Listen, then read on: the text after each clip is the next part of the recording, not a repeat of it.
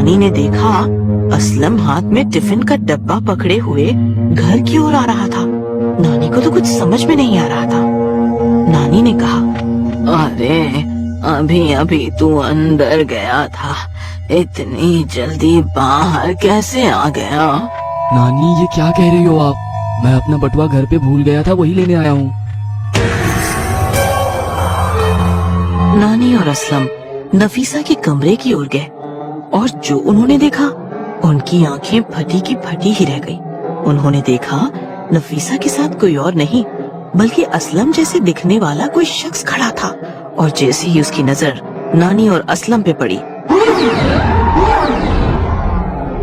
वही उसने नफीसा के शरीर में प्रवेश किया और नफीसा बेकाबू होने लगी। वो चीजें यहाँ से वहाँ फेंकने लगी, अजीब अजीब सी बातें करने लगी।